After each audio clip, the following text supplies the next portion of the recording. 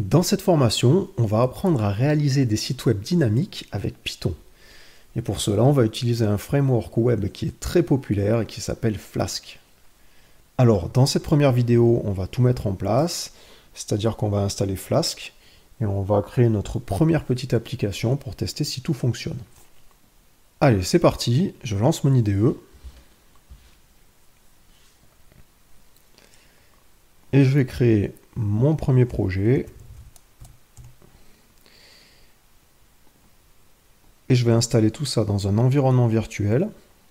Donc si vous avez besoin d'informations à propos des environnements virtuels, il y a une vidéo qui traite de ce sujet, je vous conseille d'aller la voir. Donc j'utilise virtualenv. Voilà, on voit qu'il crée l'environnement. Voilà, c'est prêt. J'ai le dossier de mon projet ici qui est vide. Il y a juste le dossier qui contient l'environnement virtuel. Alors je vais me rendre dans un terminal. On voit au passage que l'environnement virtuel est bien chargé. Je vais aller voir ce qui est installé à l'intérieur. Donc pour ça je fais un pipe list. Voilà. Et je vais voir s'il y a besoin de faire des mises à jour.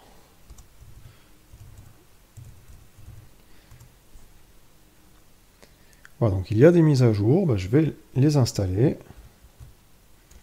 Pipe install, au moins upgrade. Alors j'ai pipe et setup tools.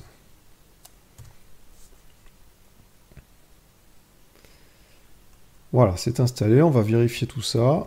Pipe list outdated. Voilà, tout est à jour. Je vais pouvoir commencer. Alors, pour installer Flask, je vais sur la documentation, rubrique installation. On voit qu'il nous conseille d'utiliser un environnement virtuel. Et on va installer Flask. Donc, une ligne, pipe install Flask. Allez, c'est parti. Pipe install Flask. Voilà, Flask est installé. On va pouvoir commencer à travailler. Donc je retourne sur la documentation. Je vais aller sur le Quick Start. Et je vais créer cette petite application là qui va me permettre de vérifier si tout fonctionne. Alors je vais me créer mon premier fichier. Je vais l'appeler hello.py. Voilà. Je vais importer la classe Flask. Donc from Flask import Flask. Je vais créer mon appli. App égale Flask. Et je vais créer ma première route. Donc ça va être une route vers la page d'accueil, donc le slash.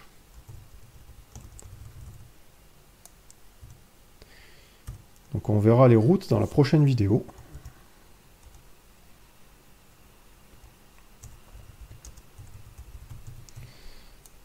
Un nom pour la fonction, allez je vais mettre le même nom.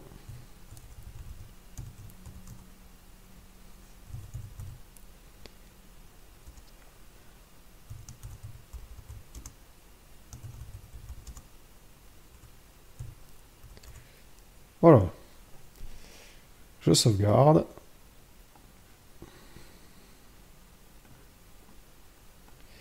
Je vais essayer de lancer mon application. Donc pour cela, je fais un Flask run. Voilà, on voit qu'on a un petit message d'erreur. Il nous dit qu'il ne peut pas localiser l'application. Donc comme c'est indiqué dans la documentation, il faut d'abord exporter une variable d'environnement. Donc on va le faire de suite. Export Flask _ app. Attention, pas d'espace avant et après le égal. Et le nom du fichier. Voilà, on retente le Flask run.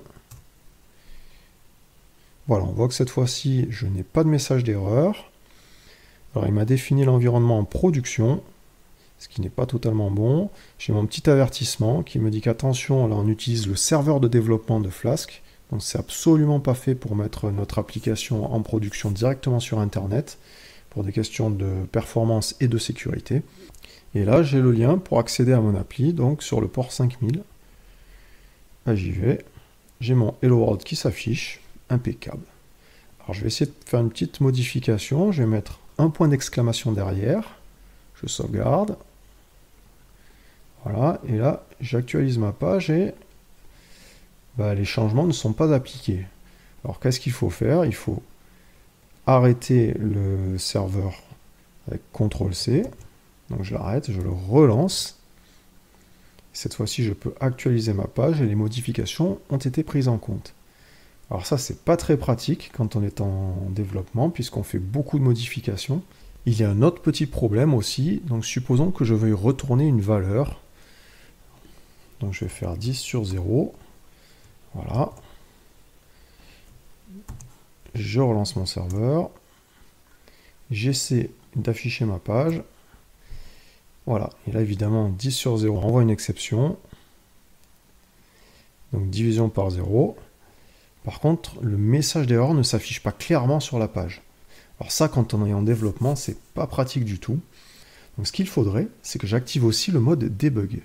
Parce que là, on voit que le debug mode, il est sur off. Alors c'est ce qu'on va faire. Donc j'arrête mon serveur. Je vais faire un export de flask underscore env égale development. Voilà, donc ça va faire deux choses. Ça va m'activer le reloader et le debug mode. Donc je relance mon appli. Donc là, on voit bien qu'on est en environnement développement et que le debug mode est activé. Donc là, par exemple, si je fais une modif 10 sur 2, je sauvegarde. On voit bien que le serveur s'est relancé automatiquement. Et on voit que maintenant, il affiche les erreurs sur la page web. Alors bon, là, c'était plutôt involontaire. Donc déjà, on va corriger l'erreur. Voilà. Si je lance maintenant, je re-sauvegarde, j'actualise ma page, donc j'ai bien mon exception qui s'affiche à l'écran. Et je peux même accéder depuis la page web à un terminal. Donc ici. Donc imaginons si je crée une variable. Voilà, je sauvegarde, ça se relance. Donc on me demande le code PIN. Alors le code PIN il est affiché ici. Voilà, donc j'ai directement accès à une console et je peux faire par exemple un print de âge.